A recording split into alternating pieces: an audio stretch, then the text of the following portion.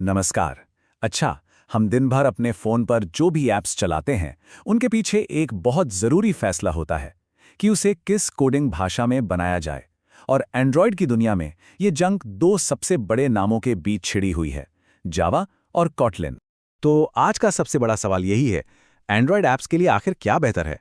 एक पुरानी और भरोसेमंद भाषा या फिर एक नया और मॉडर्न ऑप्शन? चलिए इस दिलचस्प सवाल की तह तक चलते हैं। चलिए, इसे एक मुकाबले की तरह देखते हैं। एक कोने में है हमारा अनुभवी चैंपियन जावा, मतलब एंड्रॉयड की वो नींव जिस पर सब कुछ टिका है।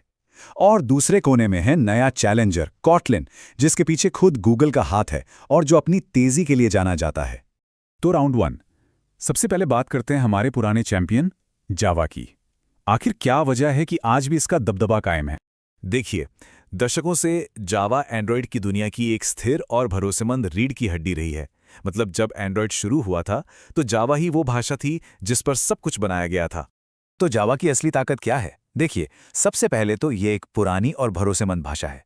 दुनिया भर में इसके डेवलपर्स की इतनी बड़ी कम्युनिटी है कि मतलब किसी भी मुश्किल में मदद मिलना बहुत आसान हो जाता है। यही वजह है कि पुराने एंड्रॉयड प्रोजेक्ट्स को संभालने के लिए आज भी इसे बेस्ट माना जाता है। और हाँ, जब बात बड़ी बड़ी भारी भरकम ऐप्स की परफॉर्मेंस की आती है तो जावा का कोई तोड़ नहीं। ऊपर से इसके पास पहले से बने बनाए टूल्स और लाइब्रेरीज का तो जैसे खजाना है। लेकिन फिर मैदान में एक नया खिलाड़ी उतरा, कोटलिन, और इसने आते ही समझिए पूरे खेल का रुख ही बदल दिया। चलिए देखते हैं कि इस चैलेंजर ने इतनी तेजी से अपनी जगह कैसे बना ली।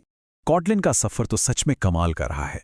जरा सोचिए, 2017 में गूगल ने इसे अपना ऑफिशियल सपोर्ट दिया, जो अपने आप में एक बहुत बड़ी बात थी। और आज तो गूगल खुद कहता है कि भाई नई एंड्रॉयड ऐप बनानी है तो कॉटलिन ही हमारी पहली पसंद है। मतलब कुछ ही सालों में जमीन से आसमान तक का सफर तय कर लिया। तो कॉटलिन में ऐसा क्या खास है? सबसे बड़ी बात, इसमें कोड बहुत कम लिखना पड़ता है। वो सारा फालतू का बॉयलरप्लेट कोड जो जावा में बार बार लिखना पड़ता था, कॉटलिन उसे खत्म कर देता है। इससे काम बहुत तेजी से होता है। और सबसे कमाल की बात जानते हैं क्या है? ये पुराने जावा कोड के साथ मिलकर बड़े आराम से काम करता है। और हाँ, इसके पीछे खुद गूगल का पूरा सपोर्ट है। कोटलिन का एक और जबरदस्त फीचर है, बिल्ट इन नल सेफ्टी।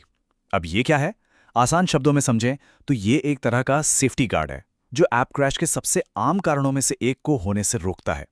इससे ऐप्स ज्यादा स्टेबल और भरोसेमंद बनती हैं। तो अब आते हैं असली मुद्दे पर। एक डेवलपर को कब कौन सा हथियार चुनना चाहिए? चलिए इन दोनों को आमने सामने रखकर देखते हैं कि कौन कहां भारी पड़ता है। तो फैसला कैसे करें? देखिए, सीधी सी बात है, अगर कोई पुरानी ऐप है जिसे मेंटेन करना है या फिर टीम में सब जावा के एक्सपर्ट हैं तो जावा के साथ बने रहना ही समझदारी है। लेकिन अगर कोई बिल्कुल नई ऐप बन रही है, टीम की स्पीड बढ़ानी है या एक ऐसी ऐप बनानी है जो ज़्यादा सुरक्षित हो और जिसे भविष्य में संभालना आसान हो, तो कोटलिन आज का जवाब है। लेकिन रुकिए, इस कहानी में एक बहुत दिलचस्प मोड़ भी है। ये जो लड़ाई हम देख रहे हैं ना, ये असल में लड़ाई है ही नहीं। मतलब ये या तो ये या वो वाला मामला बिल्कुल नहीं है। असल में भविष्य तो मिलकर काम करने का है। इसका मतलब क्या हुआ? इसका मतलब ये है कि जावा और कॉटलिन 100% एक दूसरे के साथ काम कर सकते हैं। जी हाँ, एक ही प्रोजेक्ट में एक साथ कंधे से कंधा मिलाकर। मतलब डेवलपर्स को किसी एक को चुनने के लिए मजबूर होने की जरूरत नहीं है। तो ये असल में काम कैसे करता है? मान लीजिए किसी के पास एक पुराना जावा प्रोजेक्ट है। वो उसमें नए फीचर्स कॉटलिन में लिखना शुरू कर सकते हैं और बस धीरे धीरे उनकी ऐप एक मॉडर्न हाइब्रिड ऐप में बदल जाती है। है ना एक बहुत स्मार्ट और दमदार तरीका? तो इस पूरी बहस का निचोड़ क्या निकला? एंड्रॉयड की इस जंग का असली विजेता कौन है? सबसे जरूरी बात शायद इस एक लाइन में छिपी है। सबसे सही तरीका किसी एक को चुनना नहीं है, बल्कि दोनों भाषाओं का समझदारी से इस्तेमाल करना है। बस यही इस पूरी बहस का सार है। असली जीत लड़ाई में नहीं, बल्कि साथ मिलकर काम करने में है। लेकिन ये सब हमें एक बड़े और अहम सवाल पर लाकर छोड़ देता है। जिस रफ्तार से कॉटलिन आगे बढ़ रहा है और जिस तरह से गूगल उसे सपोर्ट कर रहा है, क्या हम एक ऐसे भविष्य की तरफ बढ़ रहे हैं जहां एंड्रॉयड में जावा होगा ही नहीं? सोचने वाली बात है ना?